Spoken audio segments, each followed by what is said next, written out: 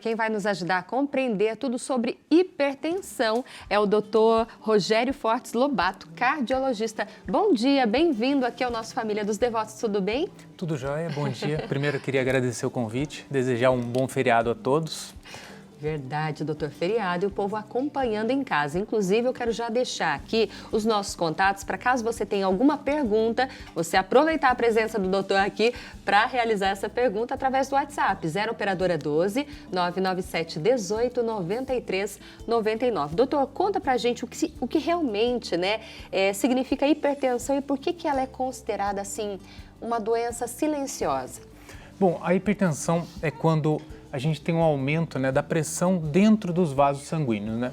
A cada batida que o coração dá, ele precisa levar sangue para o cérebro, para os rins, para todo o organismo. E o que acontece? Quando a gente tem uma disfunção, quando as artérias começam, que são esses tubos que são responsáveis por conter o sangue, você tem essa disfunção e aumenta essa pressão, você começa a ter lesão da parede interna dessas artérias. Então, começa a ter dano nos rins, no cérebro, nos olhos. E isso, ao longo do tempo, você vai ter um desgaste precoce desses órgãos. Então, vai ocasionar aquilo que a gente sempre escuta falar: infarto, AVC, dano nos olhos, insuficiência renal, levando à necessidade de hemodiálise. E o maior problema mais recente, que justifica tudo isso, são os quadros demenciais.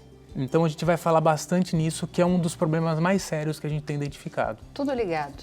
Tudo ligado. Doutora, aproveitando então, recentemente recebemos a notícia aí, que novas diretrizes foram colocadas e o que era até então normal, a pressão 12/8, passou agora a ser um sinal de alerta. Explica pra gente um pouquinho sobre isso. Na verdade, assim, isso vem se alinhando com diretrizes já europeias, diretrizes americanas. Então, apesar de ter feito bastante barulho, isso já não é uma coisa tão nova, Porque na Europa, o ano passado, já tinha saído a diretriz europeia que já tinha colocado esse valor de pressão, como alterado. Na verdade, assim, abaixo de 12/8 é uma pressão normal. A pré-hipertensão ela é considerada de 12/8 até 14/9. Então, se a pressão está abaixo de 12/8, ela está normal, De 12 até 14 é pré-hipertensão, tá? De 8 até 9 é pré-hipertensão. Só vai ser considerado hipertensão acima de 14, a pressão máxima. Tá. Ou acima de 9, a pressão mínima. Então, esse valor, dos 14 até os 12 está normal. Dos 9 até os 8 é pré-hipertensão. Então, a gente ainda não vai tratar a maior parte das pessoas que tiver esse valor aí. Em algumas condições, alguns pacientes vão receber medicação nesse intervalo aí entre os 130 e 140, o 13/9, e os 90, entre os 85 e os 90. Mas a maior parte das pessoas não vai receber medicação se a pressão não passar dos 14/9.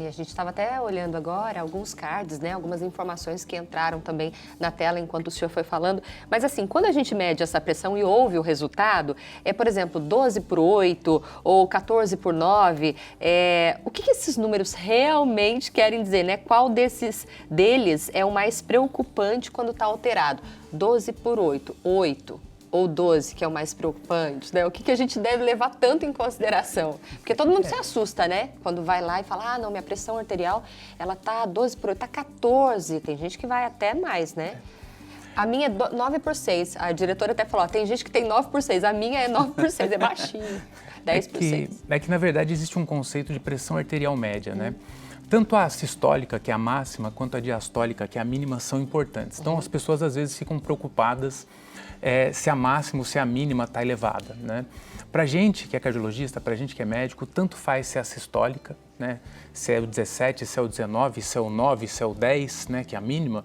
se elas estão elevadas. É o conjunto das duas que vai valer. Entendi. Então, as medicações elas não vão tratar isoladamente a sistólica ou a diastólica, a máxima ou a mínima. Para a gente, o dano vai ser igual se elas estiverem elevadas. Então, porque o conceito que vale é o aumento em conjunto das duas. Porque a gente vê essa preocupação, eventualmente, do paciente que ele tem, mas a pressão precisa estar controlada em conjunto. Independente né? de qualquer coisa. Independente de qualquer coisa. Então, essa preocupação, né?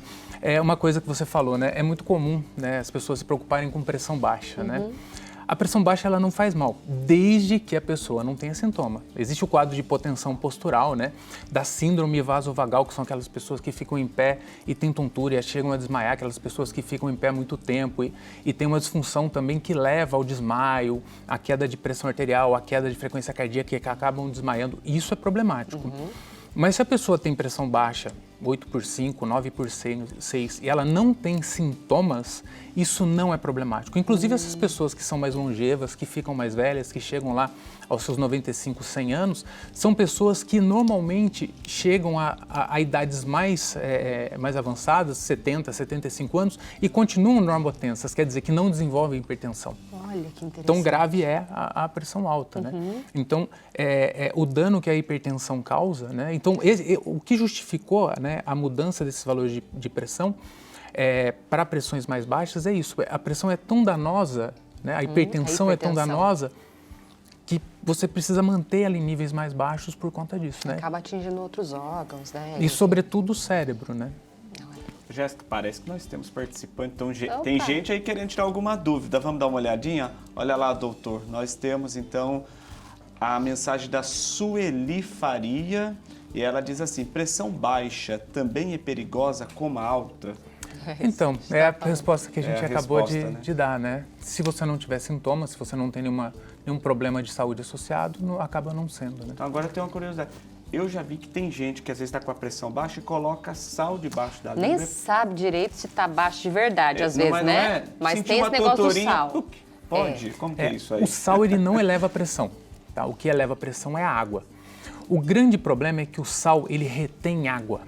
Então, se você tem uma dieta rica em sal, né, em cloreto de sódio, que é o sal de cozinha, você vai reter água. Existem pessoas, né, que são mais sensíveis a essa retenção de sal. Por isso que quando você vai ao médico, ele fala, olha, tire o sal da comida. Não coma comida industrializada, não coma embutidos. Por quê? Porque os embutidos, a comida industrializada, ela costuma ter muito sal, né? Porque o sal dá gosto à comida, o sal preserva a comida. E esse sal, o rim não tem a capacidade de excretar, de jogar o sal para fora. E o sal no organismo, ele retém água. Essa água vai fazer com que a pressão suba. Então, um dos tratamentos, né, uma das medidas não medicamentosas que a gente tem, que são mais importantes, é o quê? É tirar o sal da comida. Isso vai ajudar a baixar a pressão. Então, não adianta você colocar sal imediatamente embaixo da língua, que não vai subir a pressão. Se você tem um quadro de hipotensão, por exemplo, você está num lugar muito quente, você se desidratou por algum motivo, é muito comum, né? Por exemplo, dias que estão mais quentes e sobe a temperatura ambiente por algum motivo, né? Esses dias está acontecendo muito isso, e a gente acaba não tomando água. E você fica desidratado, né? uma que a gente chama de desidratação relativa, você não bebe água. Você tem essa hipotensão. O que você tem que fazer é tomar água, principalmente água. Mas comer azeitona, botar sal embaixo da língua, não adianta.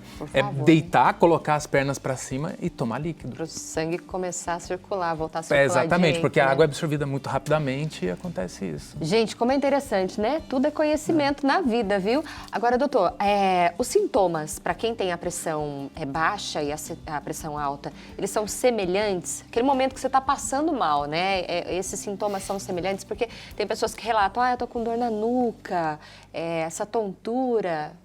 Ó, é uma coisa muito importante. Hipertensão, ela tem que ser entendida como uma doença assintomática. A hipertensão, ela é assintomática. O que acontece? A gente não mede a pressão quando a gente está assintomático. A gente não vai pegar agora, vamos medir a pressão, porque a gente, eu quero medir. Então, assim, o que se recomenda? Que a gente vá ao médico antes dos 40 anos, pelo menos uma vez a cada 3, 4 anos para ver como é que está o colesterol, ver como é que está a pressão, ver como é que está a glicemia. Uma avaliação a cada 3, 4 anos. Depois dos 40 anos, uma vez ao ano, para fazer esses mesmos exames. Avaliação de pressão, avaliação de colesterol, avaliação de glicemia. Por quê? Porque a hipertensão ela é muito frequente, ela é muito prevalente. Então, precisa avaliar isso. Mas a hipertensão ela tem que ser conhecida, tem que ser reconhecida e entendida como uma doença completamente assintomática. Você tem que entender ela como assintomática. Aí eu respondo a sua pergunta. As pessoas tendem a medir a pressão quando elas têm algum sintoma. Só que é desassociado isso. Você não tem sintoma por causa da pressão. Se eu bater o pé, e eu bati o pé, machuquei o pé e vou medir a minha pressão, ela vai estar alta. Por quê? Por causa da dor. Né? Se eu passei por algum problema emocional, se eu tive uma discussão com alguém, eu vou medir a pressão, ela vai estar alta. E eu não sei se ela está alta porque ela é alta ou porque eu estou com desconforto. Sim. Então essa rotina de medir a pressão, ela precisa ser feita. Por quê? Porque é uma doença que vai acontecer. E aquilo, volto aqui a dizer aquilo.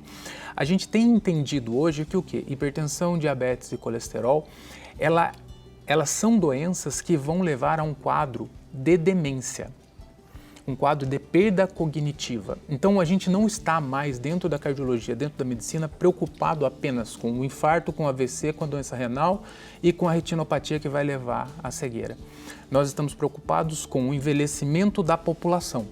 Nós não teremos, a mão de obra para se cuidar do idoso, ela é muito cara. Nós temos menos filhos, nós temos menos pessoas disponíveis. Nós precisamos chegar à terceira idade com a cabeça preservada. Sim.